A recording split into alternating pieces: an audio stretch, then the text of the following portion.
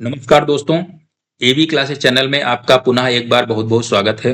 दोस्तों, आज हम बात करेंगे नेशनल एजुकेशन पॉलिसी 2020 की। तो वह उसको जानने से पहले हमें ये समझ लेना है कि जब हम स्कूलिंग कर रहे होते तब हमें किन चीज़ों की डिफिकल्टी फेस हो रही थी, या मैं जब हम हायर एजुकेशन में थे तो हमें किन चीज़ों की डिफिकल्टी फेस हो रही थी। उन्हीं डिफिकल्टीज को सॉर्ट आउट करने के लिए, उसको हमारी जो लर्निंग है उसको स्मूथ बनाने के लिए, इजी करने के लिए गवर्नमेंट ने ये पॉलिसी लेके आई है। ठीक है, तो हम इसको दो पार्ट में डिवाइड कर दिए हैं। एक तो स्कूल एजुकेशन को और दूसरा हम हायर एजुकेशन को। तो सबसे पहले हम स्टार्ट करते हैं स्कूल एजुकेशन से। स्टूडेंट स्कूल एजुकेशन में हमें जो दिक्कत फेस होती थी, वो जो जनरल दिक्कत होती थी वो क्या होती थी कि हमारी ये कंप्लेन रहती थी कि भाई हमारा जो है सिलेबस बहुत ज़्यादा है, करिकुलम बहुत ज़्यादा है। ठीक है, जो कि हम अननेसेसरली की चीज़ें हमें जो है पढ़नी पड़ रही हैं, जो कि नहीं होनी चाहिए सिलेबस में। तो ज़्यादातर क्वेश्चंस का जो है स्टूडेंट्स का ये कंप्लेन रहता था। दूसरा क्या रहता था कि हमारा जो वे ऑफ लर्निंग है उसमें भी इम्प्रूवमेंट्स की ज़रूरत है। कि वहाँ पे हमें रट्टा मार पढ़ाई करानी कर रहे हैं टीचर्स, हमें रट्टा मार के समझा रहे हैं, पढ़ा रहे हैं।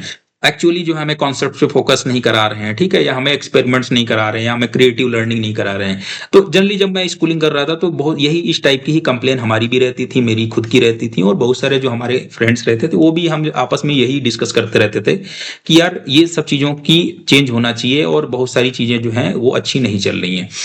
वैसे ही क्या होता था स्टूडेंट्स की, आपने देखा होगा कि पहले बोर्ड का एग्जाम होता था, और उसमें अगर जो आपके हेल्थ इश्यूज हो गए तो आपका वो एग्जाम खराब हो जाता था, आपका पूरे साल का रिजल्ट खराब हो जाता था। तो ये भी एक चैलेंज था हमारे लिए कि भाई हम यही टेंशन रहती थी कि हम जो है भगवान से ये प्रार्थना करते थे कि इसको जब भी बोर्ड का एग्जाम हो उस टाइम हमारी हेल्थ ना खराब हो, हेल्थ इश्यूज ना हो, हम जो है हेल्दी रहें। तो ये सारी चीजें जो है उस टाइम हमें दिक्कत फेस होती थी। तो गवर्नमेंट ने क्या किया है कि स्कूल एजुकेशन में इन्हीं सब चीज़ों को, दिक्कतों को मद्देनजर रखते हुए उन्होंने कुछ रिफॉर्म करने की कोशिश करी है, लाए हैं, पॉलिसी बनाई है एक। उसी की हम आज बात करेंगे। तो गवर्नमेंट ने क्या किया है, पहली जो चीज़ किया है उन्होंने न्यू स्ट्रक्चर बनाया। पहले हम उसको बोलते थे 10+12 बोलते थे। अब गवर्नमेंट क्या कर रही है कि उसको 4 पार्ट्स में उसने डिवाइड कर दिया, और जो लर्निंग है स्टूडेंट्स की उसको एज से कोरिलेट कर दिया। ठीक है, उसको उन्होंने कॉग्निटिव डेवलपमेंट स्टेजेस बोला।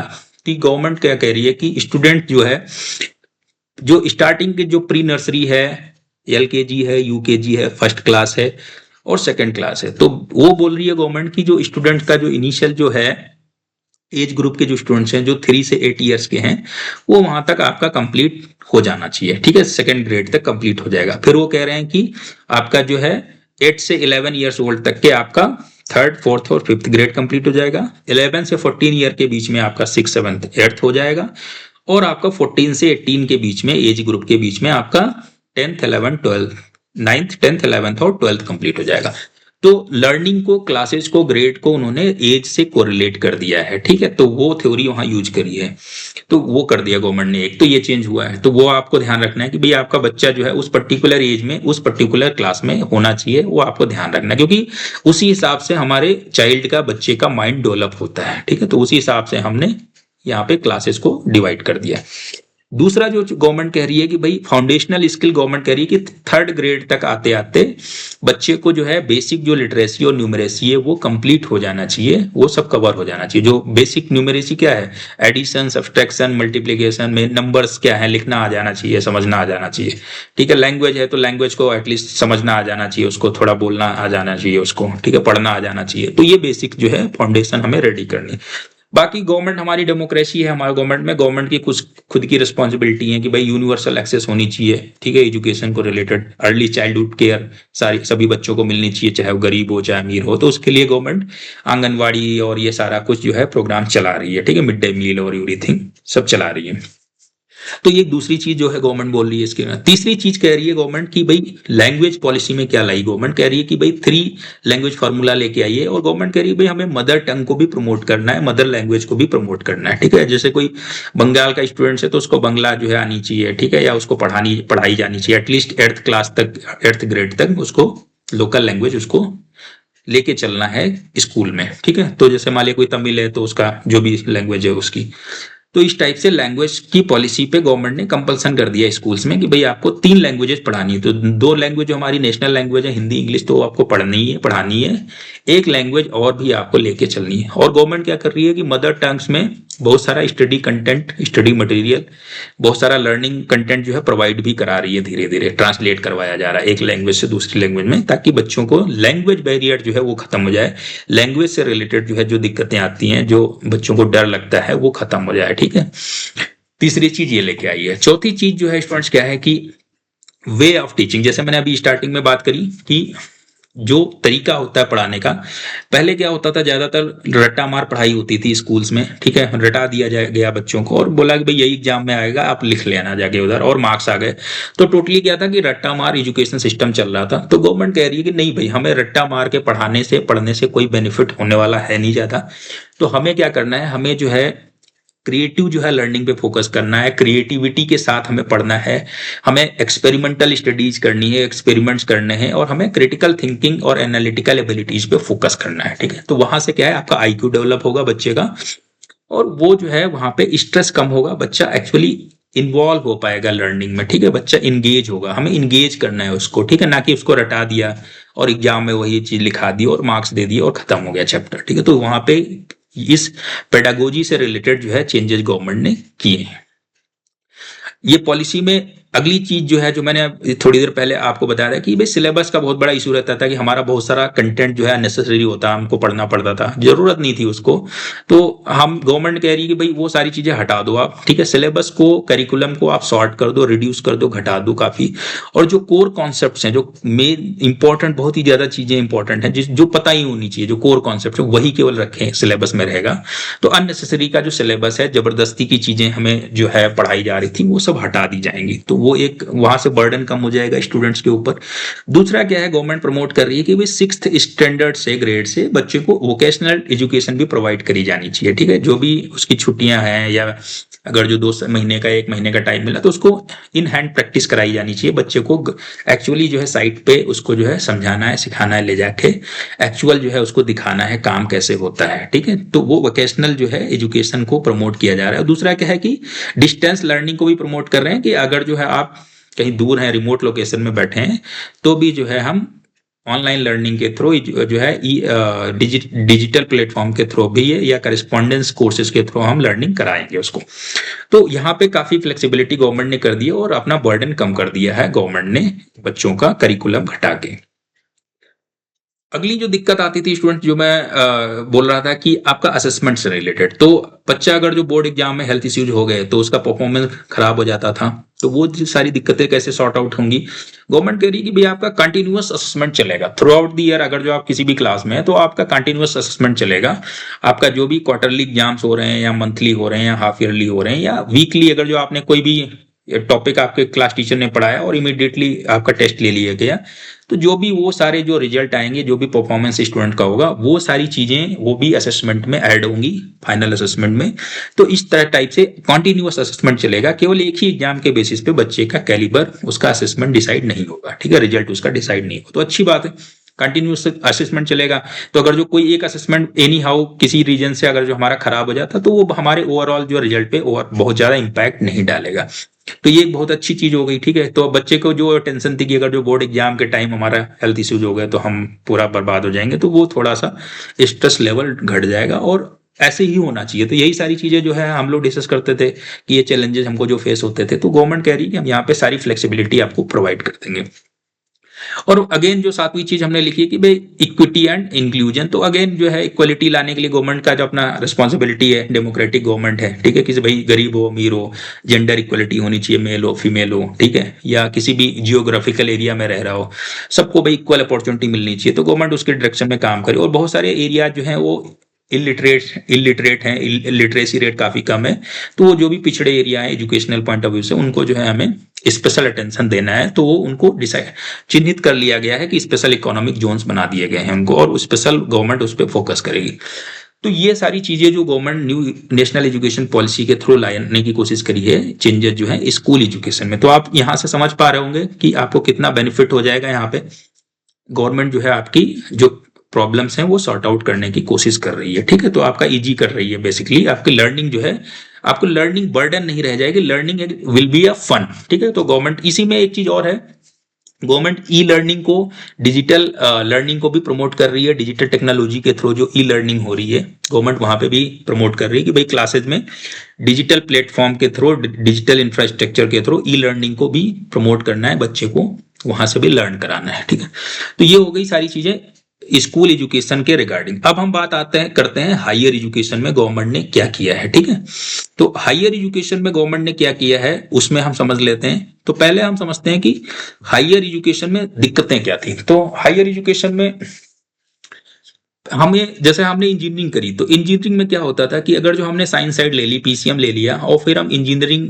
कॉलेज में एडमिशन ले लिए, तो अब हमको क्या करता था, हम कंपल्सन हो जाता था कि हमको 4 साल पढ़ना है इंजीनियरिंग और फिर हमें डिग्री लेनी है। हमारे पास कोई दूसरी चॉइस रहती नहीं थी। अगर जो मान ली 1 साल 2 साल के बाद छोड़ के जाना चाह रहे हैं, तो जो हमारा वो टाइम था वो कहीं काउंट नहीं होता था, वेस्ट हो जाता था। ठीक है, और दूसरा क्या होता था कि दूसरी फील्ड में हमें एडमिशन मिलने में भी दिक्कत होती थी, क्योंकि अब जनरली हम पीसीएम के स्टूडेंट्स हैं, अब हम कहें कि हम आर्ट्स कॉलेज में जाके एडमिशन लेंगे तो हमसे दिक्कत होती थी वहां पे, और जनरली वो होता नहीं था, रिजिडिटी मेंटेन रहती थी वहां पे। ठीक है, तो गवर्नमेंट क्या कह रही है कि भाई हम यहाँ पे फ्लेक्सिबिलिटी आपको प्रोवाइड कर देंगे, मल्टी डिसिप्लिनरी जो है लर्निंग को और फ्लेक्सिबल लर्निंग को प्रमोट कर रही है गवर्नमेंट। और उसके रिगार्डिंग गवर्नमेंट क्या कर रही है कि हम भाई इसी फील्ड में, मल्टी डिसिप्लिनरी फील्ड में हम यूनिवर्सिटी बनाएंगे। अब वो यूनिवर्सिटी जो पहले अलग अलग थी, कि आर्ट्स की अलग यूनिवर्सिटीज थी, साइंस साइड की अलग थी, आपकी इंजीनियरिंग की अलग थी, वो सब वो क्लब करके गवर्नमेंट बोलेगी भाई अब यूनिवर्सिटी एक बनेगी जो मल्टी डिसिप्लिनरी होगी।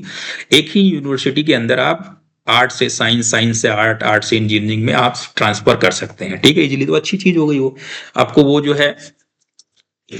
दूसरा क्या है स्टूडेंट की, जो मैंने बताया कि अगर जो आप छोड़ के जाते, ड्रॉप आउट करते, तो आपका वो 2 साल 1 साल जो भी था वो काउंट नहीं होता था और वेस्ट हो जाता था। वो एकेडमिक्स के पॉइंट ऑफ व्यू से उसकी कोई वैल्यू नहीं रह जाती थी जब तक कि आपकी डिग्री नहीं मिलती थी। तो गवर्नमेंट क्या करिए भाई, हम multiple entry and exit point बना देंगे। ठीक है, उसमें क्या है कि आप मान लिया सपोज किसी ने 1 साल इंजीनियरिंग करी, तो गवर्नमेंट कह रही ठीक है आप 1 साल किए, इसके बाद नहीं पढ़ना चाहते तो चलो मैं 1 साल का आपको सर्टिफिकेट दे दूंगा। तो आपका वो आपका काउंट हो गया 1 साल जो आपने दिया। सपोज आपने 2 साल करा, तो 2 साल में बोलेगा ठीक है आपको हम डिप्लोमा डिग्री दे देंगे, आपने 2 साल पढ़ाई कर ली। 3 साल कर लिया तो मैंने आपको ग्रेजुएशन दे देना है। 4 साल पूरे पढ़ लिए तो भाई इंजीनियरिंग लेके जाओ, इंजीनियरिंग की डिग्री दे दूंगा मैं आपको। तो गवर्नमेंट कह रही है भाई हमने मल्टीपल एंट्री एंड एग्जिट बना दिए यहाँ। ठीक है, दूसरा क्या है कि एक ये एंगल हो गया। दूसरा क्या है कि मान लिया कोई बीच में जैसे कॉलेज से निकल के गया, जॉब किया उसने, फिर वापस कुछ कोर्सेज करना चाह रहा है, तो अगेन गवर्नमेंट कह रही कोई दिक्कत नहीं हमें, आप 4 साल बाद, 6 साल बाद, 8 साल बाद आना चाह रहे हैं, आप फिर से एडमिशन ले लीजिए, आप पर्टिकुलर कोर्स के लिए हम आपके लिए वेलकम है। ठीक है, यूनिवर्सिटी आपको एडमिशन दे देगी वहां पे, तो फिर से आप एंट्री ले लीजिए वहां पे, आपको अपना कोर्स कंप्लीट करिए, फिर वापस जॉब मार्केट में चले जाइए। तो ये यहाँ पे गवर्नमेंट इस डायरेक्शन में सोच रही, तो कर दिया ना आसान आपके काम को। ठीक है, तो अब बट इसका जो है मॉनिटरिंग कैसे होगी, इसका रिकॉर्ड कैसे रखा जाएगा, उसके लिए गवर्नमेंट तीसरी चीज लेके आई कि एकेडमिक बैंक ऑफ क्रेडिट बना दिया, कि हर एक स्टूडेंट का एक यूनिक अकाउंट नंबर बना देंगे, और स्टूडेंट जो भी पढ़ रहा है एकेडमिक्स में, जो भी अचीवमेंट कर रहे हैं, जो भी सर्टिफिकेट उनको मिल रहे हैं, जो भी स्किल्स एक्वायर कर रहे हैं, जो भी कोर्सेज कर रहे हैं, उनका सबका एक रिकॉर्ड रहेगा। और वो क्रेडिट्स जो है क्रेडिट फॉर्म में, नंबर फॉर्म में, उसको हम या जैसे भी उसको हम ऐड करते चले जाएंगे आपके अकाउंट में, तो वो ऐड होता चला जाएगा, तो उसका रिकॉर्ड रहेगा। जैसे मान लिया आपने एक यूनिवर्सिटी में गए और यूनिवर्सिटी में आप जो है इंजीनियरिंग आपने कंप्लीट करी। ठीक है, इंजीनियरिंग करने के बाद उसमें सपोज आपने आर्ट्स के भी कुछ चार चार कोर्स कर लिए, आपका इंटरेस्ट था उसमें, तो आपने बीच में आर्ट्स के भी 4 कोर्स कर लिए, तो वो 4 कोर्स जो आर्ट्स के किए वो भी आपके उसमें रिकॉर्ड में आ जाएंगे, क्रेडिट में उसमें शो होगा आपका। ठीक है, आपने स्पोर्ट्स में कुछ करना चाहा, स्पोर्ट्स में सपोज आपने कुछ कर लिया, वो भी आपने एक्स्ट्रा करिकुलर एक्टिविटी में कुछ करना, सिंगिंग में कुछ किया, डांसिंग में कुछ किया, वो भी ऐड हो जाएगा आपका। ठीक है, आपने सोशल सर्विस करी, सोशल सर्विस प्रोवाइड करी, उसमें कुछ किया, उसमें भी ऐड हो जाएगा। तो सारी चीजों का जो है एक क्रेडिट सिस्टम रहेगा और वो सारा आपका अपना ऐड होता चला जाएगा आपके अचीवमेंट्स में। तो अच्छी बात है, उसका क्रेडिट का रिकॉर्ड रहेगा। ठीक है, तो जैसे जैसे जो जितना ज्यादा जो है एफर्ट लगाएगा, जो जितना जो है स्किल एक्वायर करेगा, उसके क्रेडिट्स उतने ज्यादा बढ़ते चले जाएंगे, और उसका आपको अल्टीमेटली कहाँ एडवांटेज मिलेगा, जॉब मार्केट में मिलेगा। तो अगेन कुछ भी आपका वेस्ट नहीं जाएगा, कोई भी स्किल आप लर्न कर रहे हैं वो रिकॉर्ड में रहेगी। तो ये गवर्नमेंट ने यहाँ से इस चीज को सॉर्ट आउट करने की कोशिश करी। इसके अलावा गवर्नमेंट ने क्या किया, अब इन सब चीजों को इंप्लीमेंट करने के लिए गवर्नमेंट क्या है कि टेक्नोलॉजी का सहारा लेना चाह रही है कि भाई हम टेक्नोलॉजी को जो है ज्यादा से ज्यादा यूज करेंगे, तो उससे क्या होगा, ई लर्निंग के थ्रू भी अगेन वो प्रमोट करना चाह रही है। तो गवर्नमेंट ने क्या है, टेक्नोलॉजी फोरम बना दिया, ठीक है, बहुत सारा कंटेंट गवर्नमेंट कह रही है कि हम इसके थ्रू प्रोवाइड करेंगे स्टूडेंट्स को। तो आप वहां पे भी बहुत सारे कोर्सेज जो है सर्टिफाइड कोर्सेज अटेंड कर सकते हैं, सर्टिफिकेट्स ले सकते हैं। तो वो एक चौथी चीज गवर्नमेंट लेके आ गई।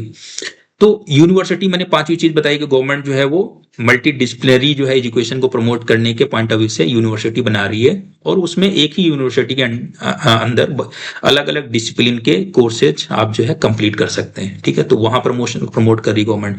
तो ये सारा इंफ्रास्ट्रक्चर गवर्नमेंट क्या कर रही है, डेवलप करने की कोशिश करी, धीरे धीरे जो है डेवलप करेगी उस चीज को, ठीक है।